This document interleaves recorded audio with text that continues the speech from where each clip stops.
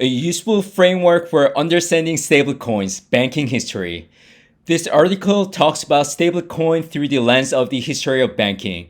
It talks about the recent history of stablecoins, then takes you through some banking history to draw out useful comparisons between stablecoins and the banking stack. To understand how contemporary stablecoins mimic the banking stack, it's useful to understand the history of banking in the United States. Prior to establishment of the Federal Deposit Insurance Corporation in 1933, deposits had to specifically underwritten against banking risk. Banknotes, deposits, and checks could have very different real values depending on three factors: who issued them, the ease of redemption, and the perceived reliability of the issuer. Why? Because of a tension bank faced between making money and keeping deposits safe. To make money, banks need to invest deposits and take on risk. But to keep deposits safe, banks need to manage risk and have cash on hand. Stablecoins offer users many familiar experiences, from bank deposits and banknotes, convenient and reliable store of value, medium of exchange, lending, but in an unbundled, self-custodiable form factor. Stablecoins will follow their fiat predecessors. Adoption will start with simple banknotes, but as decentralized lending protocols mature, asset-backed stablecoins will grow in popularity. With that background, we can evaluate the three types of stablecoins: fiat-backed stablecoins, asset-backed stablecoins, and strategy-backed synthetic dollars through the lens of retail banking. Fiat-backed stablecoins are similar to US banknotes from the national banking era. They are tokens that users can directly redeem for well understood, trusted fiat currency. Today, a combination of regulatory pressure and user preference seems to be drawing more and more users toward fiat-backed stablecoins, which constitute over 94% of the total stablecoin supply.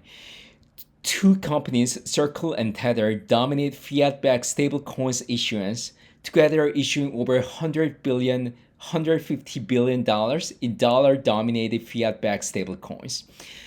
To counter risk, fiat-backed stablecoins benefit from being audited by reputable accounting firms. For instance, Circle undergoes regular audits from Deloitte. These audits are designed to ensure that stablecoin issuers have enough fiat currency or short-term treasuries in reserve to cover any near-term redemptions, and that the issuer has enough total fiat collateral to support back every stablecoin one-to-one. Asset-backed stablecoins are the product of on-chain loans. They mimic how banks create new money through lending. Decentralized over-collateralized lending protocols like the Sky protocol issue new stablecoins that are backed by on-chain, highly liquid collateral. The majority of the money in circulation, the so-called M2 money supply, is created by banks through lending. While banks use mortgages, auto loans, business loans, inventory financing, and more to create money, lending protocols use on-chain tokens as loan collateral, thereby creating asset-backed stablecoins. The system that enables loans to create new money is called fractional reserve banking, which started in earnest with the Federal Reserve Banking Act of 1913. Fractional reserve banking has matured significantly since then, with major updates in 1933 with the establishment of the FDIC. In 1971, when President Nixon ended the gold standard, and in 2020, when reserve requirement ratios were reduced to zero. Recently, some projects have been offering dollar-denominated tokens that represent a combination of collateral and an investment strategy. These tokens are often lumped in with stablecoins, but strategy-backed synthetic dollars should not be considered stablecoins. Banking history is a great proxy for understanding the category.